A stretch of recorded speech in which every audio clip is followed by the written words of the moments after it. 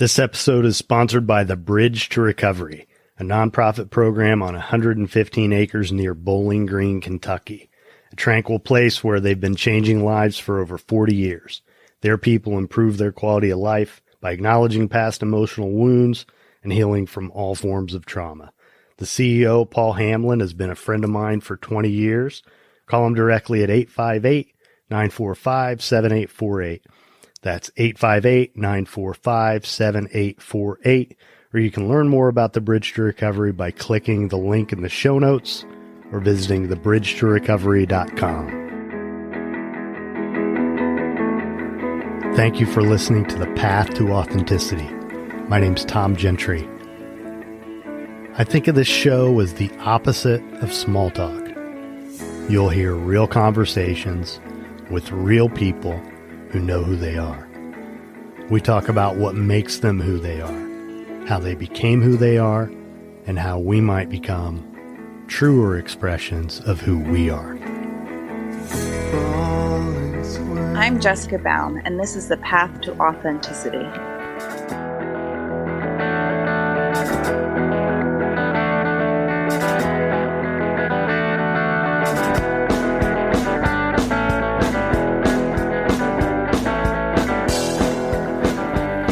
I'm Tom Gentry. Thanks for listening.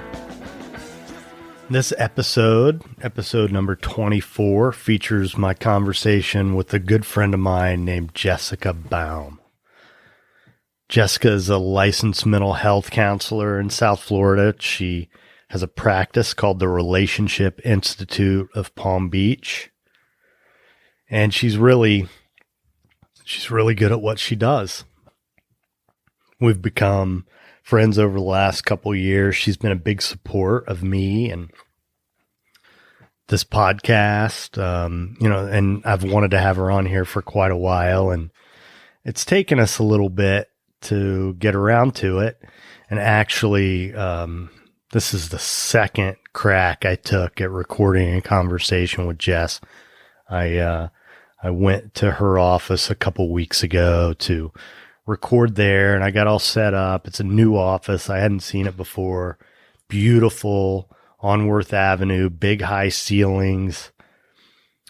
But, I didn't get a very good recording, and I played with it and couldn't get it to sound right. So I really appreciate Jess doing this again and her patience with this. She was very gracious. And I think Jess is a good example of the type of person who I've always wanted to talk to with this podcast. Obviously, she's someone who specializes in helping other people become their best selves. But aside from that, Jess is really what you see is what you get. She's very genuine. And I love that about her. So, we enjoyed this. I feel like we had a good conversation, and this will hopefully be the first of many times that Jess will be featured on the podcast. So here you go, my conversation with Jessica Baum.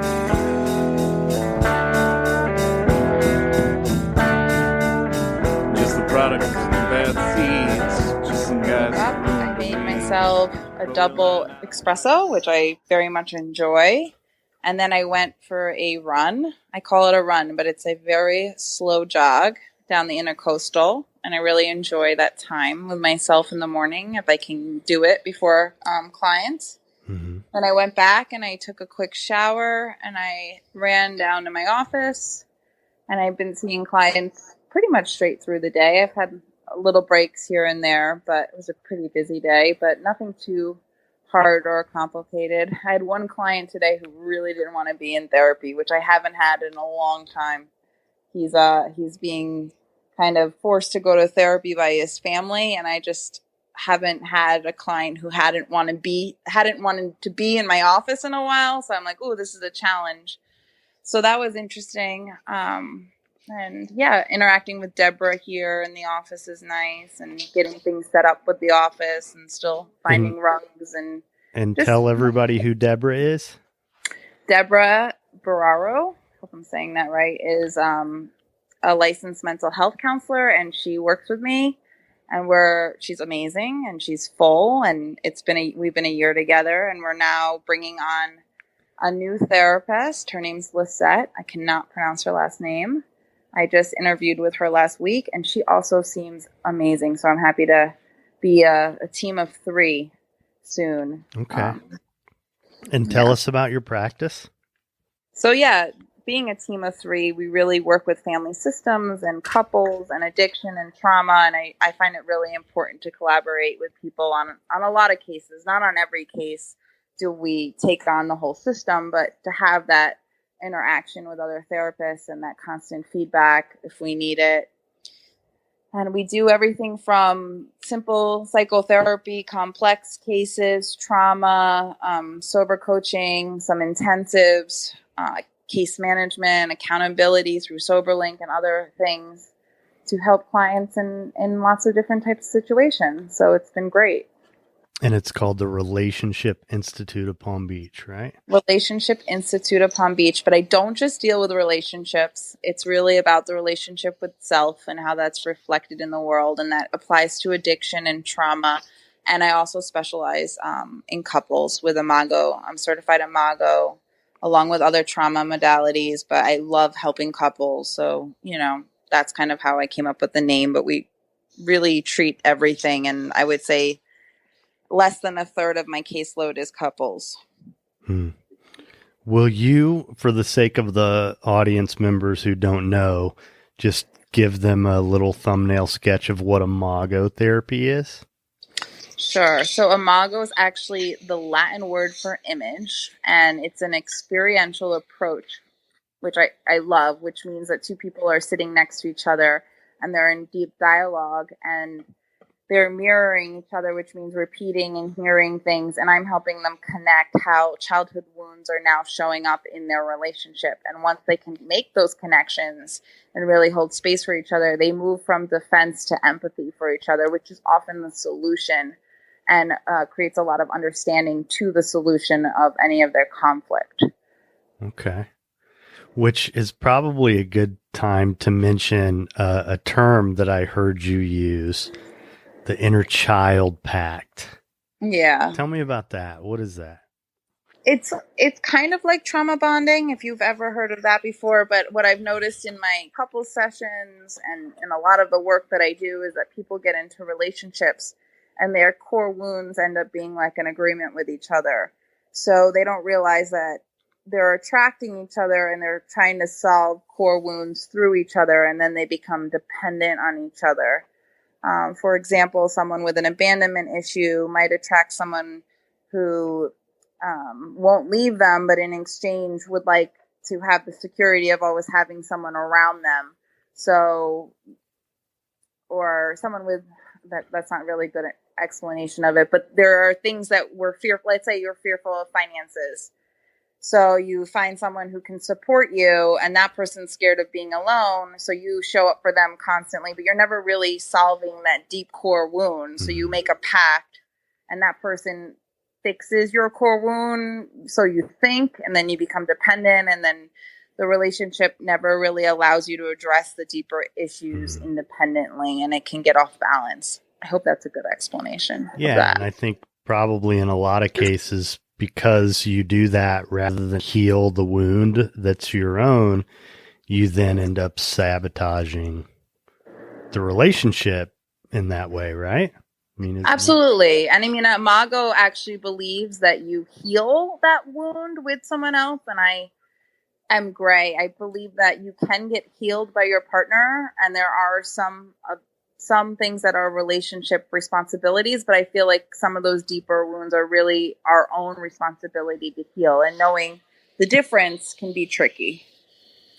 Yeah, well, I think a lot of it has to do with awareness and acceptance that I think by and large, especially if we're new at relationships, when something doesn't feel good, we just want to blame the other person and say you're doing something wrong, instead of when what's a lot of times really happening is I'm having feelings come up in response to one of your behaviors, but it's my feeling. It doesn't necessarily have anything to do with you. It just happens to be coming up at this moment. Right. So, which is kind of a hard pill for a lot of people to swallow, Definitely. to accept that kind of responsibility for themselves.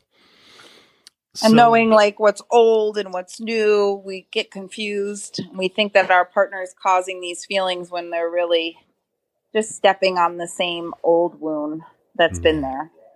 Yeah. So how did you get here, Jess? Like what was your childhood like? I would say my childhood was pretty lonely. I grew up in New York City. My parents split when I was 2, and I ended up getting custody with my dad, who had addiction problems, and my mom worked a lot. She's actually a model, and she was very active in building her career. So I was left alone a lot, or with nannies often. So it was a lonelier childhood. I was always an overachiever. I think I got my attention by just kind of minding my P's and Q's and doing well. And I think my sister was a little bit more of the scapegoat of the family. And what I mean by that is that she often got in trouble and we were labeled that way. So that's kind of childhood, growing up with a lot of money as well, and learning that money does not make you happy at all. And that's part of the reason why I like working with all different populations, but some of the 1%. Because I do have empathy. A lot of people are like, oh, well, they have money. Well, they lack sense of purpose. Or, I know that it's just not a solution because I grew up with so much, but so little at the same time. So that had to do a lot with my childhood. I suffered from depression several times in my life, and anxiety and codependency. So I got my bachelor's in Manhattan at Fordham University, and then I went for a master's in branding, and which is actually serving me now, but I never thought I would use it. And then I moved down to Florida when I was in a little bit of a depression, a major depression, actually. I started working with horses.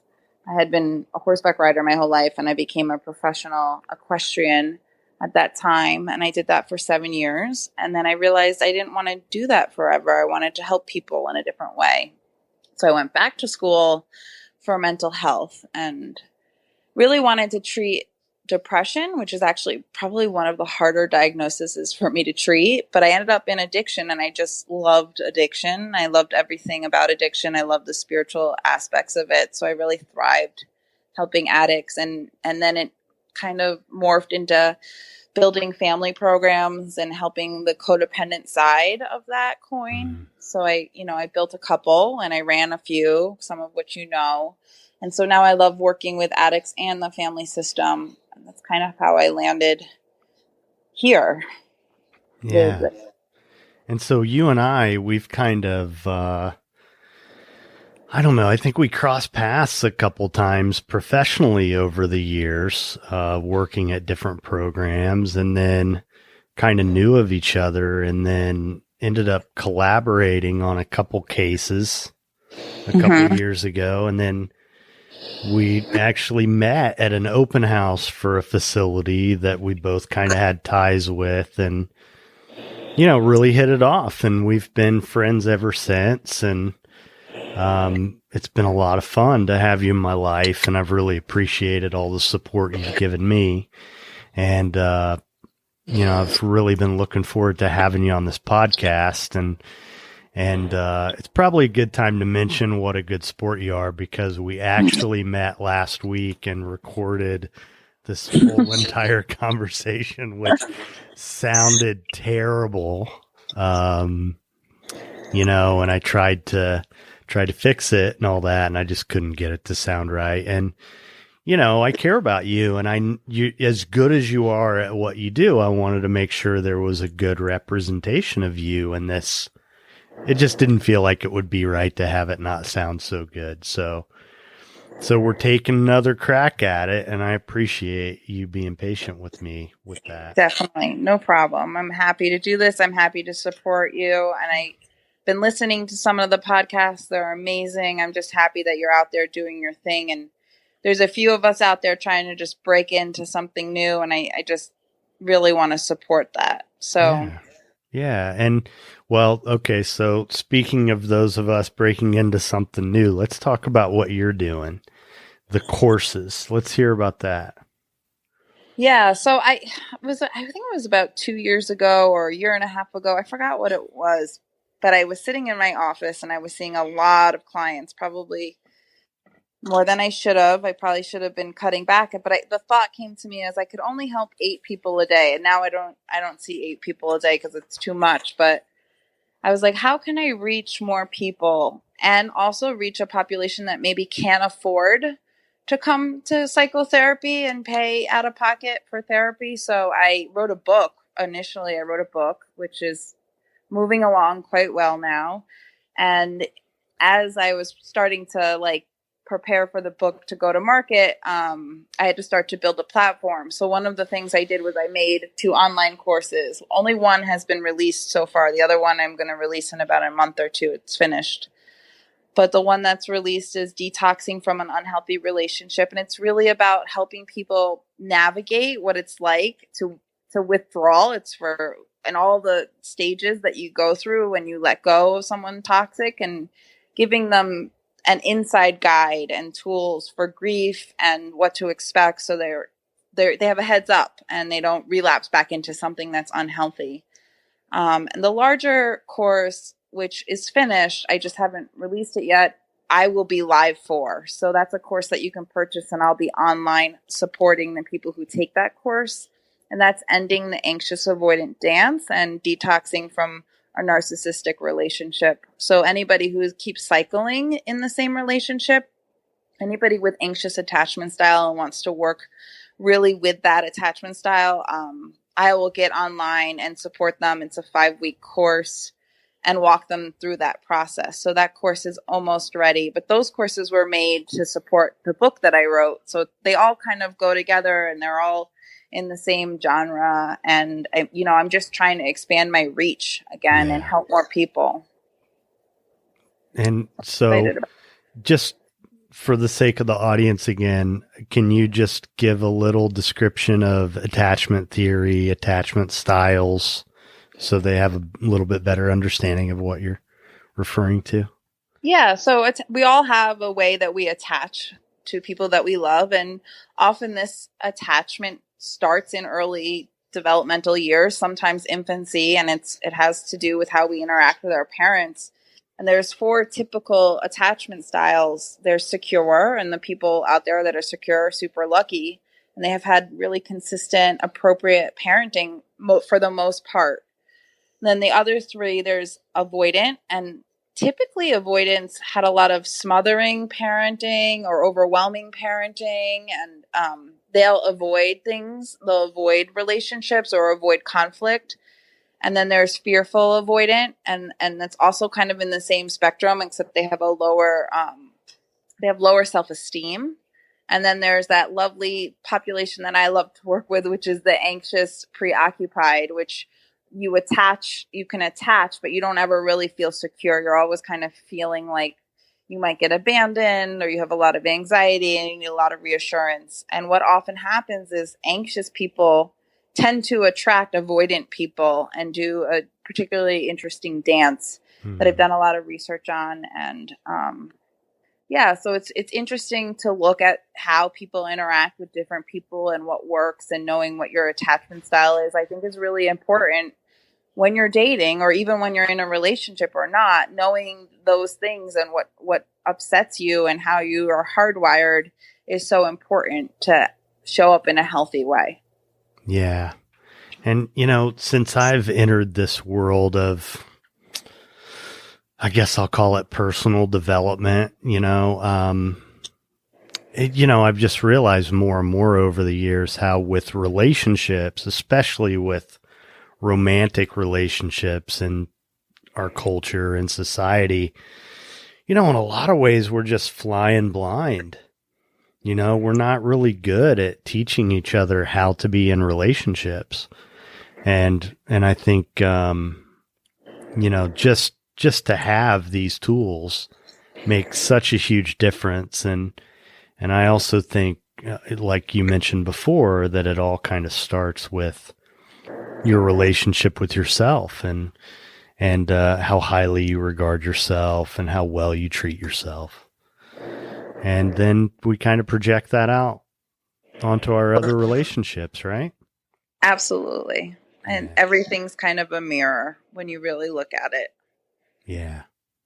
So tell me a little more about the book. Where are we with that? What's going on? I'm really excited about the book. It's finally getting some attention because I'm trying to traditionally publish, which is not so easy as a first-time author. And my platform is okay, and it's growing, and I'm putting a lot of energy to it, but still modest in comparison to other people's platforms. But the book's called Anxiously Attached. That's the working title is Anxiously Attached, Transform Your Love Life by Ending Codependency and Cultivating Self-Love. And I have some interest in it from some agents, and hopefully I secure one of those. And then I think it's also still a long journey before it reaches print. And I know it's the long game when you're trying to go through traditional publishing routes. So that's what I'm trying to do. I also think if you self-publish, you still need to have that platform. So either way, creating a wonderful manuscript, which I put my heart and soul into, is wonderful. But if you don't have the other pieces, which I've learned hard lessons around and worked really hard with, you can't sell the book. So you need to have a lot of other pieces in place. Yeah. So, can you talk about what your obstacles have been for writing this book? Yeah. So I wrote this book. It took me about a year. I'm dyslexic. So that's like a big obstacle. It actually just came up for me today with a client and with an agent, but I'm dyslexic. And I think that alone, the challenge of writing a book for someone who is dyslexic as me has been a core wound that I've had to kind of work through, and something that I really, I challenged myself. So I wrote every day in the bathtub, believe it or not, on my iPhone for a year. And I had someone editing me and really helping me as I go. And then, I was about done. And then I sent it to an editing house to have it edited again and kind of restructured.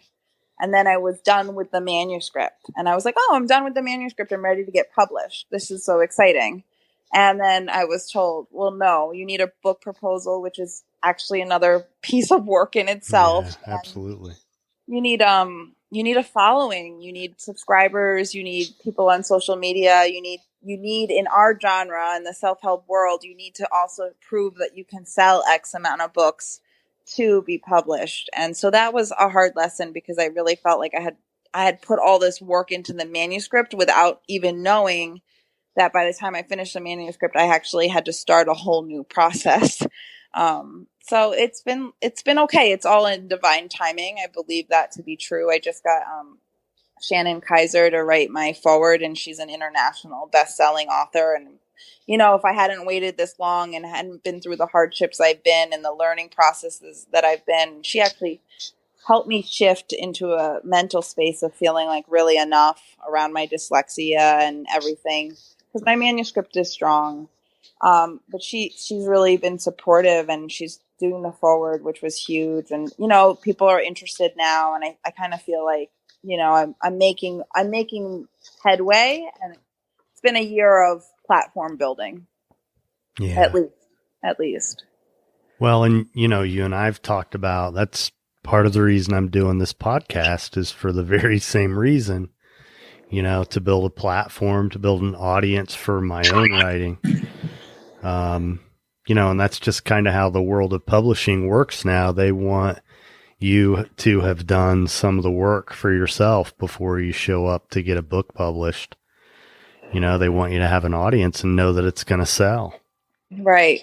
I mean, and I'm live weekly on my Facebook and Instagram now. And I like interacting with the audience, and I like all the platform building stuff. I've just also been working a full-time job on top of it. So hopefully at one point I'll be able to transition a little less, focus a little bit more online, and it won't feel like I'm doing two jobs at once. Right. Right. You have a lot going on. You got a new house and Yeah. you're engaged and Yes. all sorts of life transitions happening. Yeah. Hopefully we get married this spring. We picked a venue. We just haven't picked a date yet. So looking forward to that. And yeah, Congratulations. new house. We love our new house. It's so nice to own something. It's beautiful. And finally feeling grounded. I just moved my office. I said no more moves for a while. Yeah. Moving was one of my childhood. I don't know if it was a childhood trauma, but it's just something I've done so much in my life that it unsettles me a lot. So I'm happy I signed 5 years where I am on Worth Avenue, and we bought this house. So it doesn't seem like there's going to be a whole lot of change, I hope, in the future. That's good. So Jess, who are your influences?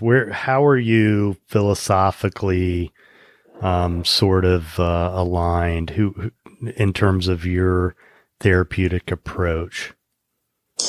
Well, like I said, the Imago is big for me. And then Pia Melody's work around codependency has influenced me a lot. I remember one of the first books I read when I was getting better was Facing Codependency. But Carl Jung, I don't know. I always go back to him. He's like, if I could have dinner with anyone who's been deceased, it would probably be Carl Jung. He's like a guru to me, and he really influences me in my psychotherapy because I'm very spiritual as well as the clinical stuff. I believe in the mystical stuff too. And that part kind of is threaded through the work that I do. So Carl Jung has probably influenced me the most. I'm trying to think. I mean, there's been so many modalities and people. Sue Johnson's work has been great, and other influencers' works. I like Miriam. What's her name? I like the Course in Miracles. Yeah, I like that Miriam philosophy. Miriam Williamson.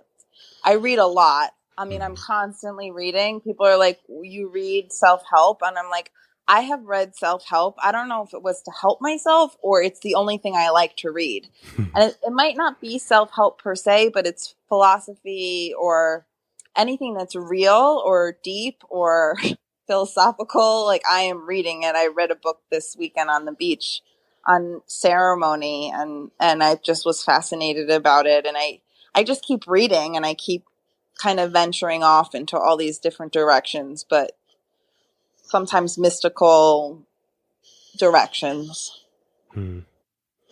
So where does your own personal authenticity fit into all this life of yours that you've created for yourself? You know, it's funny you asked that. I don't think I was always like this. I had a lot of anxiety when I was younger. I didn't always, maybe, I don't know if I did or didn't, but I'm pretty transparent. Like, when you meet me, I think my clients can tell that I don't really hold back. I can be blunt. I'm a New Yorker, but I'm also really transparent with my feelings, my thoughts. So I try to be authentic to who I am and what's coming up for me, and knowing that, like, what is coming up for me is okay all the time. And I lead with that. And I often find that clients let their guard down particularly fast with me because they can pick up on my authenticity or my realness, whatever that is. I'm not trying to be a therapist on the other end who's just psychoanalyzing you. I'm just trying to really connect human to human. I often sit there and say, like, I just want to connect soul to soul. I just want to connect that way. We put ourselves in a box, and I have a degree with an education behind it, but at the end of the day, it's two people talking and connecting on a deep level. Well, I definitely have experienced what you're describing with you. I think you're right. I think you come across as someone who is really authentic, and it's very disarming.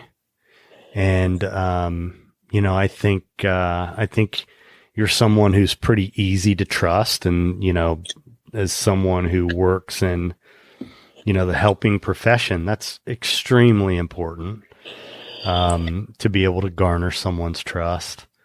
But Yeah, I mean, once we started to talk to each other and get to know each other a little bit, it's like it became it was pretty easy um to reach a level of intimacy with you, like to have a real relationship, which is kind of what I've always been starved for in all of my relationships, friends, family, whatever it is, I'm not good at the superficial stuff.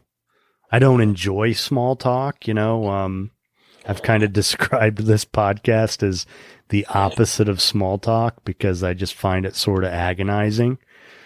But, it's been pretty easy from the get with you to have deep conversations. And, that's why I'm doing this podcast. I mean, I love that. I love getting to know people. And I kind of feel like I'm pretty easy to talk to as well. And, yeah, no, that's a great, I totally am with you on all of that. You definitely, you are who you are. And that's such I'd say a refreshing quality for a person to possess in our world today, There's, For sure. yeah, Thank you. there's so many people out there, when you think about social media and people having an online presence, image and positioning and perception and all that stuff is just really status. All of it's just really in your face right now in our world, isn't it? Yeah, I mean, I have two things to say about that. I think that one of the hardest things for me is being with people that aren't really connecting. Maybe that's childhood for me, or if I'm at a dinner and it's fluff, or they're not having deeper conversations. I can start to feel a little lonely in those spaces, and kind of like I'd rather just be alone than not connect in that really authentic way. And another thing is I have a decent following on Instagram, and I post like I it was like a month and a half ago, but I posted that I was going through like a little depression. Like, I just want people to know that I'm human too, and I put it out there, and I'm not okay with that. A lot of therapists follow me, people follow me, and I help a lot of therapists start their private practice. And I just want people to know that, like, there's a human being. It's not this image. And I have my depressed days and my down days and my relationship issues and all of these things. And I might not disclose that in my therapy group, but I'm pretty open with my humanness and my moods and my life in general. And I want people to feel relatable to me. Yeah. Well, that's really important. It is. It's, one of the things that's come up repeatedly in this podcast is the stigma associated with mental health treatment, people getting therapy. And, I think a big part of why that exists is because we have all this pressure to be okay. We put all this pressure on ourselves, like, if I'm having feelings, there's something wrong with me. I know for me, like, I felt like if I was sad or I just didn't feel always a general sense of well-being, then that meant that there was something wrong with me. And, have been reluctant over the years to be open about that with people, especially in my youth, yeah, we put a lot of pressure on ourselves. And so, yeah, I think, as someone who has some counseling training, pretty much, the first thing you learn is that, it's not nearly as much about what you say as it is about what you do. The first job is to model behavior for people. So you being authentic is you're actually doing the people you serve a real service by just being you. Yeah. Thank you. I think they sense that too. And if I could give any advice to therapists out there, is think less clinically and think more like a human most of the time, because that's what people are looking for, is that human interaction. And you can always pull back into that scholastic brain and process and analyze, but the connection in the moment is the most important thing. Well, and the people who I've always respected the most, who I've worked with over the years, they all have had this core understanding that, if it's a patient at a facility or a client in private practice or whoever it is, it's not a case, it's a human being who has a life and a family and wants and needs. And, it's easy for people who work in this world to like get kind of caught up in, I don't want to say they become numbers, but I wouldn't go that far with it. But, we lose sight of, these are human beings. We just have these ideas about how they're supposed to be. And it's hard to be a human being. I mean, it's inherently difficult life. I mean, and we all need support. Totally. And I think sometimes, I don't want to say this, but like sometimes treatment centers, that can happen. But in private practice, I think you do build human to human relationships with people for periods of time where they are not they are a client, but they become part of you a little bit, and you become very connected to them. And it's not as transient. There's more longevity in the relationship. I can think of clients that I've had that maybe aren't still clients, but are always, they're always just going to be part of you. They impact you too. Right. They teach you too. Well, I know for me, and I'm sure it's the same for you, we have these people show up in our lives and in our work who make us, they are kind of mirrors a lot of times. I mean, I can think of, sort of a dramatic example in my work over the last couple of years, getting to work with this guy who, he showed up in addiction treatment at about the same age I did, from the Midwest, like I am, a lot of the same family dynamics. He suffered a lot of emotional abuse from an older brother. There were all these things that he had experienced that,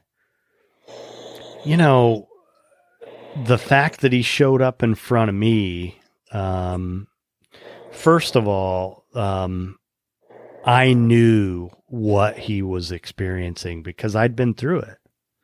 I mean, I knew those complicated feelings that you have when someone who you love abuses you and you experience that kind of betrayal. So it was, like a divine intervention that he finds me, but also it forces me to look at what I'm carrying around inside and to kind of, tend my own wounds. And I think that happens a lot. Absolutely. And I definitely think your population finds you. And as you evolve, that evolves. And, you can identify with someone a lot, which can be really useful. And then also hold space and know that, you know what? A really amazing supervisor told me this one day, and I always kind of lead with this. And it's that we're all so much more alike than we are different. And if you can just realize that people have different defense mechanisms and people respond differently in the world, but at the end of the day, when you peel those back, at core, we're so much more alike. And if you can think that way when you're interacting with your clients, or you can, like, you noticed how much alike you were with that client, you can really empathize or sympathize with them. And even when I can't quite get there with a client, I start to think, oh, we're so much more alike. Like, what layers do I need to peel back to get to that spot? One of the big kind of landmark moments in my career in terms of my relationships with clients. And it was about, I guess it was probably about 15 years ago now. It seems impossible, but I was, at this facility and, had this house full of clients and I had this one particular guy who he was referred to us by this remarkably good therapist who specialized in trauma and that sort of thing.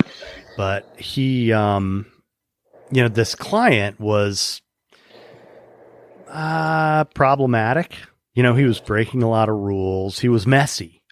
He wasn't like the perfect client. And so I had these ongoing discussions with his therapist. I was constantly reaching out to him, not only to give him feedback and let him know what I was seeing, but also to get some support, like, let's work together. How can we collaborate? And I would invariably call him and tell him everything the client was doing wrong. And also invariably, he would respond by talking to me about how those things related to the client's strengths. And, it just hit me that, I've gotten to be pretty good at seeing what's wrong with people. But, maybe I need to start trying to see what's right. Uh-huh. And I remember I reached out to him and talked to him about that and let him know that he helped me, this therapist. I let him know that he helped me learn that about myself and start to take a look at, what I was doing. And it really, not only my work, but my life. It's changed how I look at the world. And, sometimes, the way I describe it, to people is, do I want to be the kind of guy who believes in people, or do I want to be the kind of guy who doesn't? And I want to be the guy who believes in people. And, now I'm at a place in my life where I know that we all are capable of healing ourselves, and we just need a Jessica Baum to be there with us and sit with us and kind of steer us through along the path, right? I mean, that's really what it is. Yeah, I don't even think that people per se need me, but I am often a guide to help facilitate that process. And I feel blessed and lucky to hold space for people to navigate that. And sometimes I'm so spiritual. Sometimes it's a therapist, but it comes through in so many ways. When you make a choice to heal, opportunity shows up to help support you. And I live a little bit in that philosophy of, again, what is right with people, but also like when you want something, the universe sends you opportunity to heal, whether it's a sign or a card or a message or a friend or a therapist or whomever. It's always trying to help you. It's not trying to hurt you. Yeah. Well, and I think a lot of the people we encounter come from the opposite perspective, come from a place of fear and the world's a scary place. And, and that's kind of in some ways where I came from, there were always, well, what if this happens or what if that happens? And, well, the truth is, if something if something not so great happens, then, I'm resilient. I'm going to adapt and figure it out and make it work. It always kind of works out, Right. Life kind of works out. So it's about trusting. Yeah. Trusting ourselves and, and just kind of trusting the universe and that we are at the proper place in it. We're where we're supposed to be. Yeah, I definitely think that feeling in alignment with that and feeling like, and that can be a very simple thing, and just being okay with where you're at can help facilitate that feeling of like you're in the right space. You just need to keep marching forward and trusting that the outcome or what you need will be provided for you. Yeah. So your following that you have, and the audience that you are building, what, if there's something that you want them to know about you, what is it? But I mean, I think you hit the nail on the head that I'm trying to be authentic. And, you know, I post not every day, but almost every day. And I don't plan my posts. I wake up in the morning and I literally post what's coming through me in that moment. And I'm posting from a place of just trying to connect and be real and transparent. And I hope that I actually don't get to spell check or check the grammar on everything all the time. And if I did, it would feel so like prepped. And it's really this thing that I'm using as a vehicle to express how I feel every day. And it's coming from a place of my heart and, you know, and me, and it's just real. Yeah. That's probably what I'd want them to know. Yeah, that's great. And, you know, I wanted you to talk about your dyslexia because, you know, I mean, as someone who hasn't really experienced anything like that, to me, for you to put yourself out there the way that you do and to be writing a book, I mean, it just shows so much courage. Yeah, it's definitely, I say that I honor my dyslexia, and I do. I think I was I really struggled in school, and I had to adapt by probably feeling out the room and learning all these like emotional tools to kind of get my needs met. But I was really behind in a lot of ways, and I still am. I mean, just today I sent an email out to someone, and he was important, and I spelled his name wrong. Oh boy. I'm like, you know, I could cry about it. This weekend, my fiance helped me put together emails and double check things for me because he's like OCD and very, very good. Like he could write for days and he's always really good at that stuff. And I just know I need support in that area. But I also know if I for some reason, I think because I am so weak in one area, I am so strong in others. So I don't know that I would change it at all. And I don't think that dyslexia or even being a bad writer should stop you from putting your thoughts down, because there are people that will help you, you know, solidify it and carve it out and make it perfect. And I think you just need to kind of keep pushing through. I mean, I express myself pretty clearly. I just need an editor. I should just have like a person next to me all day long that like, oh, don't well, press the send someday you button probably now. will. Someday you probably will. I wish I had a person next to me all the time too, doing stuff. Yeah. You know, this podcast stuff, I mean, it's a lot. I could work around the clock. I'm sure. I get it. It's a lot of work taking on extra things like that. I get it. Well, and you know, there's just always more I could be doing to promote it or tweak it or whatever. I mean, if it would be really easy for me to just spend 24 hours a day working on this stuff. But yeah, it's crazy. I mean, I don't know how much time you have, but that work-life balance has been like one of my life lessons, and I'm very motivated and I'm very driven and I want to create all these things. And when we are really passionate about what we do, we could do it a lot, and it becomes a way of avoiding life a little, you know? So I'm trying to make a really conscious effort. I have all these things going on, but also like stop and be present and enjoy my life, because you're right. I just wrote a blog and I could just write 5 more blogs, but I'm not going to, you know, part of the reason why I could keep doing it is because I do enjoy it and it doesn't feel like work. Right. Well, that's awesome. For the most part, it doesn't feel like work, but you know, one of the things that I've kind of, you talk about the work-life balance, and, you know, for me, what I've ended up doing, what has paid huge dividends for me when it comes to that kind of stuff is, you know, when I make a decision that this is what I want, and then just kind of take a stand with it and, you know, stick to it, And then everything else kind of works out. That is what has happened with me. Like, for example, I have a 13-year-old son, and it's always been incredibly important to me to spend as much time with him as I possibly could.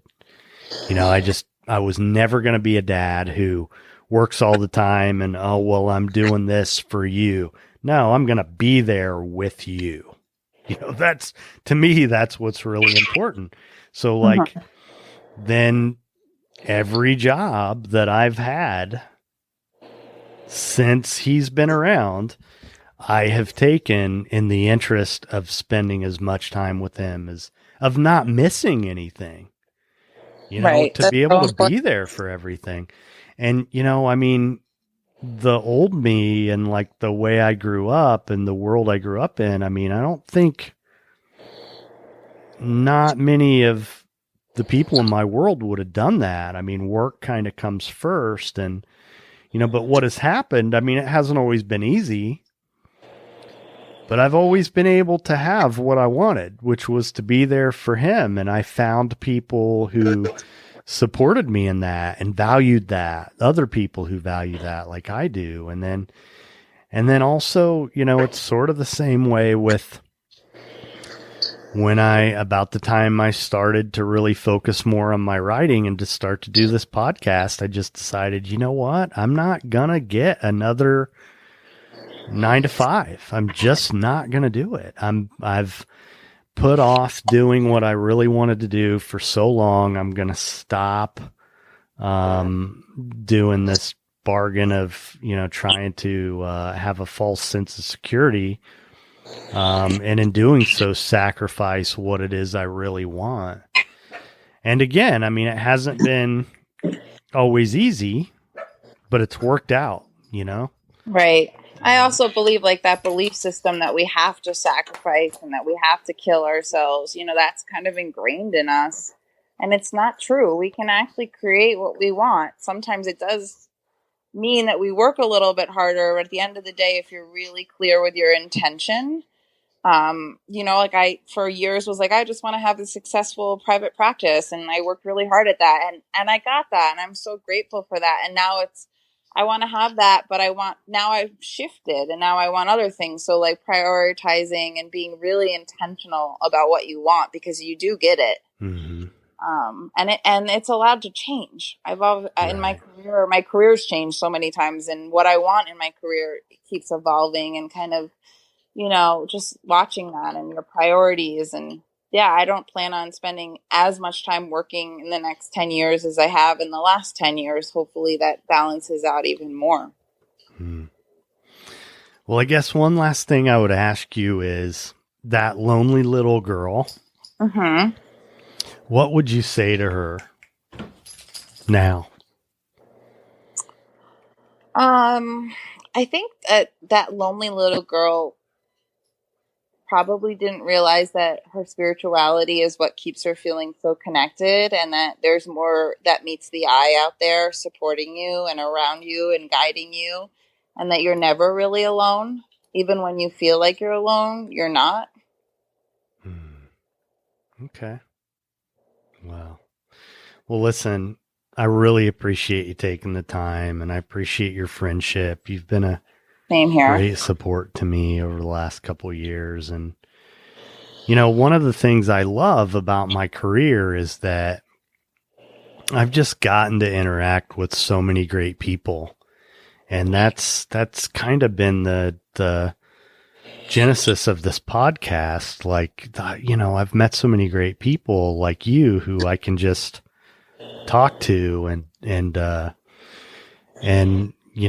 get off to a really great start that way. And, this was a long time coming. You were one of the first people I talked to about doing this. And, this will be my 24th episode. It's amazing. So it is. It's really cool. So, I'm sorry that I didn't get to it sooner. This summer was pretty crazy with the personal move and then a build out in an office, but I'm glad that I got to it now. And me welcome too. to come back at any time that you want me. I know we were going to do a series on codependency. Whatever you want, we'll make it happen. Yeah, absolutely.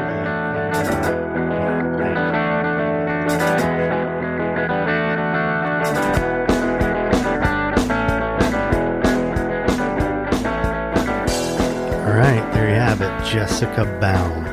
Hope you enjoyed my conversation with Jess. If you did, please take a minute to leave a review or a rating or both at Apple Podcasts or wherever it is you listen to podcasts. Every little bit goes a long way to help get the word out about the show. Speaking of which, if you know someone who you think would enjoy this podcast or even a single episode of the podcast, please share it with them. You can find the show on Instagram and Facebook, both at The Path to Authenticity. You can also hear the show on Patreon, where if you become a patron, you can access supplemental content and gain access to episodes prior to their official release. You can email the show at thepathtooauthenticity@gmail.com. So that's it. Thanks for listening. Please keep coming back. Be nice.